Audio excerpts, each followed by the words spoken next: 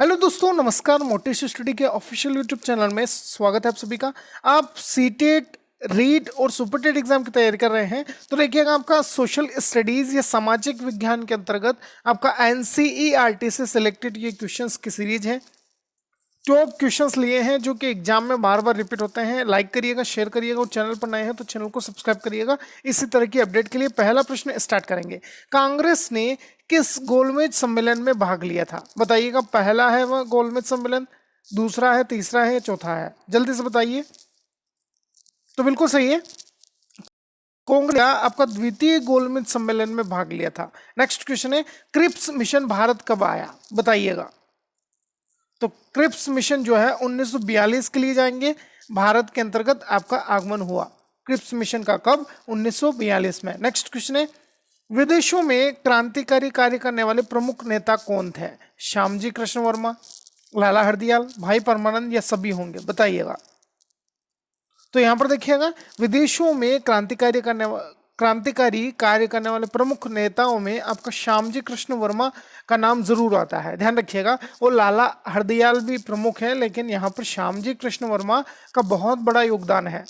विदेशों में आपका जब स्वतंत्रता के समय भारतीय रहते थे, बर्मा वगैरह में, म्यांमार जिसे हम कहते हैं हाल में, तो वहां पर इन्होंने आपका ज्यादा काम किया है। ध्यान रखिएगा। नेक्स्ट क्वेश्चन है, मंत्रिपरिषद का दायित्व क्या होता है? बताइएगा। संयुक्त कार्य करते हैं या मंत्रीवार कार्य करेंगे, एकल कार्य करेंगे या विभागीय कार्य इनके पास होता है? तो बहुत सही जा रहे हैं, मंत्रिपरिषद जो है आपका संयुक्त रूप से कार्य करते हैं। ध्यान रखिएगा। नेक्स्ट क्वेश्चन है, राष्ट्रपति की समस्त शक्तियों का उपयोग करती है? बताइए कौन करेंगे? राष्ट्रपति की जितनी भी शक्तियां होती हैं उनका प्रयोग कौन कर सकता है? तो देखिए, यहां पर अपना जो सही आंसर होगा, केंद्रीय मंत्रिपरिषद जो है राष्ट्रपति की समस्त शक्तियों का प्रयोग कर सकती है। ध्यान रखिएगा। नेक्स्ट क्वेश्चन है, भारत के प्रथम प्रधानमंत्री कौन थे? बताइएगा। तो बात करें भारत के प्रथम प्रधानमंत्री की, तो यहां पर अपना जो आंसर है पंडित जवाहरलाल नेहरू के लिए जाएंगे। नेक्स्ट क्वेश्चन है, लोकसभा की सदस्य संख्या कितनी है? बताइए। तो बिल्कुल सही जा रहे हैं, यहां पर सही आंसर अपना 545 के साथ जाएगा। लोकसभा की सदस्य संख्या 545 होगी। नेक्स्ट क्वेश्चन है, राज्यपाल की नियुक्ति करता है या कौन करते हैं राज्यपाल की नियुक्ति? ऑप्शंस दिए गए हैं, बताइए। तो बिल्कुल सही है, यहां पर अपना जो सही आंसर जो बनेगा ना, वो जाएंगे अपना राष्ट्रपति के लिए। पहला ऑप्शन टिक करिएगा। नेक्स्ट क्वेश्चन है, मुख्यमंत्री की नियुक्ति कौन करता है? तो ये आपके राज्यपाल होंगे, संबंधित राज्य के राज्यपाल। आया समझ में? नेक्स्ट क्वेश्चन देखिएगा, भारत का संविधान स्पष्ट, देखिएगा, प्रेस की आजादी की व्यवस्था नहीं करता है, किंतु यह आजादी अंतर्निहित है अनुच्छेद। देखिए, जो प्रेस की आजादी है वह आपका भारत का जो संविधान है इसमें इसकी व्याख्या या व्यवस्था नहीं है। किंतु आपका यह आजादी जो है किस अनुच्छेद में हमें मिलती है? तो यह 19(1) भाग आपका क है, जिसमें आपका यहाँ पर प्रेस की जो आजादी की बात की गई है उसका वर्णन या व्यवस्था जो है हमें मिलती है। नेक्स्ट क्वेश्चन है, निम्नलिखित अधिकारों में से कौन सा अधिकार अनुच्छेद 21(1) को अनुच्छेद 21 से मिलाकर पढ़ने पर प्राप्त होता है? विदेश यात्रा का अधिकार दिया गया है इसमें, शरण पाने का अधिकार है, एकांतता का अधिकार है या सूचना प्राप्त करने का अधिकार होगा? बताइएगा क्या सही आंसर हो। 19 जो है 19(1) अनुच्छेद, जिसमें मिलता जुलता जो भाग है आपका अनुच्छेद 21 को मिलाकर इसे आपका मॉडिफाई किया गया है। तो यह हमें जो है क्या बतलाता है? तो यह विदेश यात्रा का अधिकार हमें देगा।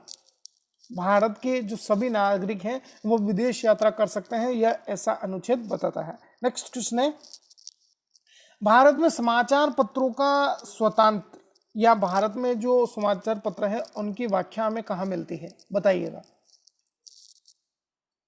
तो बिल्कुल सही है, यहां पर सही आंसर जो दे रहे हैं, संविधान के अनुच्छेद 19(1) क भाग में प्रत्याभूत अभिव्यक्ति के व्यापक स्वतंत्र में निहित है।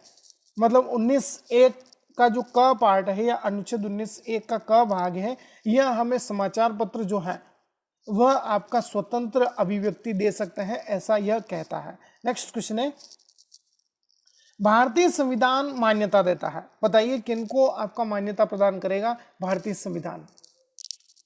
तो बिल्कुल सही है, यहाँ पर सही आंसर जो है अपना धार्मिक और भाषाई अल्पसंख्यकों को मान्यता देगा, ध्यान रखिएगा। नेक्स्ट क्वेश्चन है, निम्नलिखित व्यक्तियों पर ध्यान देना है हमें। किसी को राष्ट्रगीत गाने के लिए बाध्य नहीं किया जा सकता क्योंकि इसमें वाक स्वतंत्र और अभिव्यक्ति स्वतंत्र के अधिकार का उल्लंघन होता है। इससे अंतःकरण की और धर्म के अबाध रूप से आचरण और प्रचार करने की स्वतंत्रता के अधिकार का उल्लंघन होगा।